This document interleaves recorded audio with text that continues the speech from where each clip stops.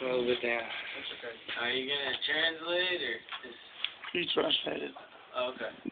All right. Well, the thing that the cows are in right now, this is what we call our working chute, and this is where we bring cattle twice a year, typically, in the fall and in the spring, to doctor them to give them medicine. And what we'll give them is usually a wormer to kill the parasites in their stomach, and then we'll also give them vaccinations to kill or to keep them from getting different diseases. And the wormer that we give them is called an IV wormer. It's just an injection wormer, like what you go to the doctor and get whenever you get a shot. Same thing, we just give them a shot with the syringe in their hip or in their neck. And that'll last them for 6 months until we have to do it again. Nee.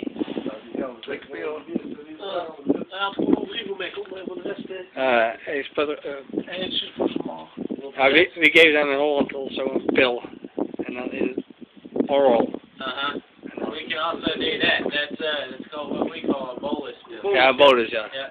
Ivermectin. And yeah, the injection that we give them, that's called ivermectin as well. Yeah. But we can give them bolus pill. We can give them for a wormer, but we can also give bolus pills for antibiotics for different things if we need to. But like I said, that'll last for 6 months until we have to do it again. But another thing that we do here in the chute is cut the tips of their horns off using these right here. These are called keystone horn tippers. The way they work is you just open them up, slide them down the horn as far down as you want to cut it, slam it closed. Basically, it's just like a big pair of fingernail clippers, because the cow's horns are made from the same material that our fingernails are made from. So whenever we cut the tip of their horn off, it's not hurting them none. It's just like clipping your fingernails. But if you cut too far down the horn, it's like cutting your fingernail too short. It'll hurt them and it'll bleed. So if you cut into the cartilage, there's an artery that runs from their brain to the tip of that cartilage that if you cut into, it'll bleed quite a bit. So what we'll do when we're cutting horns is we'll have 5 or 6 of these in a fire. And whenever we cut the horn, we'll pull one out, and then we'll just come along and stick it on the tip of the horn. And that'll melt it shut, and it'll keep it from growing back. And if it's bleeding, it'll cauterize it and stop the bleeding. But if you can see here, on this horn, this is a horn that hasn't been tipped. And it's pretty sharp. If you want to feel how sharp it is, that's the reason we cut the tip of the horn off, is because it's so sharp. Oh, it's 10 sharp. Yeah.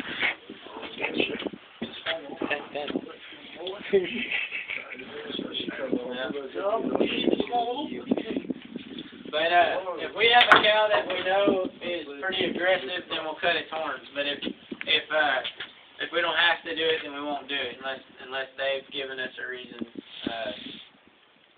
to cut their horns off because of being aggressive or ornery or whatever.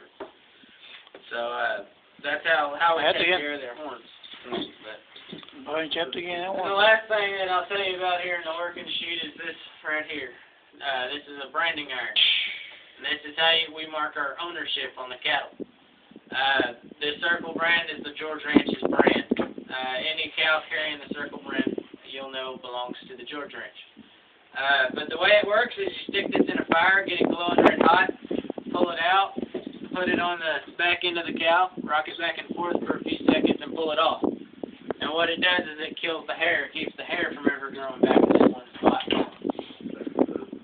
a lot of people ask us if it hurts the cows. And the answer is, well, they do feel it, but it's not the same thing as if you or I were to grab hold of it with our skin.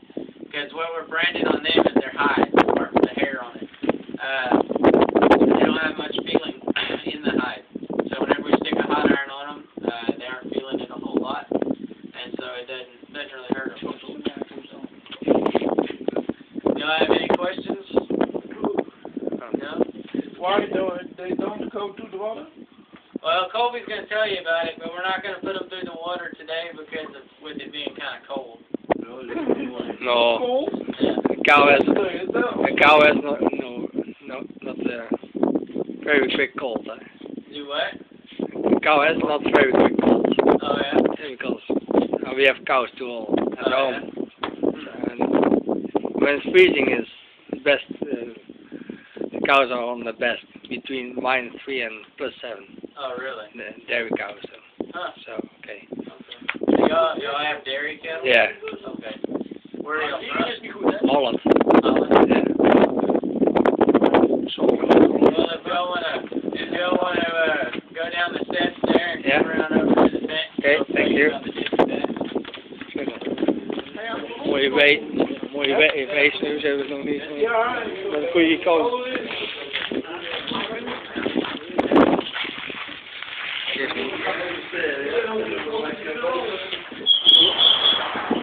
Als maar even door de watering aan. Well, my name's Colby. How are y'all doing? Yeah. I'll tell you all a little bit about this. This is our dipping bat. This bat is 5 feet wide. It's 33 feet long. It's 10 feet deep. Okay. And these bats, they came along in the early 1900s because in the late 1800s we had a tick down here in Texas. It's called the Texas brown fever tick. It's causing a fever in cattle. Now the breeds we were running down here, primarily the Longhorn, and then a little bit later on the Brahma, they would get the fever, but we didn't have cattle dying from it. So it was more of a nuisance for the ranchers than anything else. They knew that your calves don't get the fever, just keep an eye on them, they'll probably be all right. We didn't have many fatalities because of it. Now, where they ran into real problems is late 1800s, that was the time of all the big cattle drives. Everyone down here was driving their cattle up north. When we drove our cattle up north, they took the tick with them. Now, up north, they were running more European breeds of cattle because they did better in the colder climate. And so when we got up there, our tick got on the European cattle, and they said that 7 out of every 10 cows up north that got this tick on them died from it. So it became a major problem for the beef industry. So what they decided to do about it was these dipping beds. They set these up, and they started off with some pretty harsh chemicals in there. They started off with arsenic in the water in order to kill the tick. And then they moved on to creosote, and then some of the pre-runners of DDT. So these were all pretty strong chemicals. That was all they had to work with at the time. So that's what they did. So, but the way this would work, when the cattle go in, they were swimming.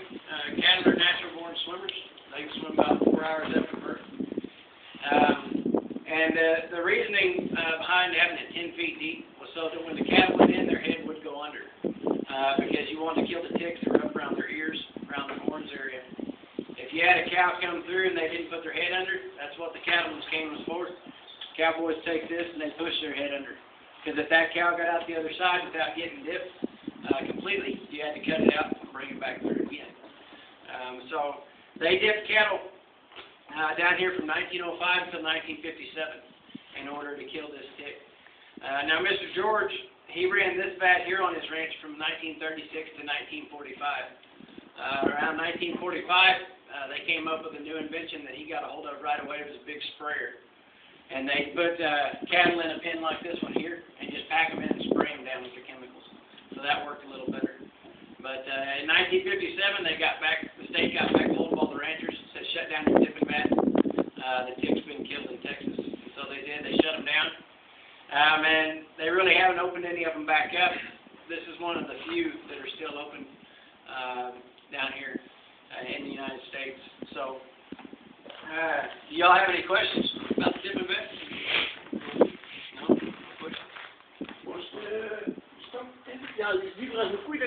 What's that? How deep is it? It's 10 feet deep. This will go all the way. I don't believe it. It'll keep going. Yeah, I wouldn't. Yeah. You wouldn't guess it to look at, but it is deep. Yeah, it's about from here to here. Now that's up to the edge here. That's 10 foot right there. So the water right now is probably about 8.5 feet deep. Anderhalf voetje te weinig. Yeah. Die koeien sukkelden gewoon in eigenlijk. Die mond is heel erin. Glijden, ja. En dan naar die kant. En dan zei je, dat goed is helemaal gesopt. Dan goed zijn we die ogen DDT. Nou, DDT niet, dat is een grootste Yeah, trommel once die the er everything goes down there, those boards get wet. Best They verdrogen. get slick. DDT, dan Say what? DDT. Not now. inside. Inside the water, there was DDT. Oh no, we don't run DDT. No, not more, but Before. in the past. Yes, in the No past. problem with the eyes? You know, they didn't have any trouble with the ice. That was something that I asked, because, you know, these dipping vats were before my time, so I asked an old guy, and he said, no, they didn't have any trouble with their eyes. Hmm. So. Ja. Oké. Okay.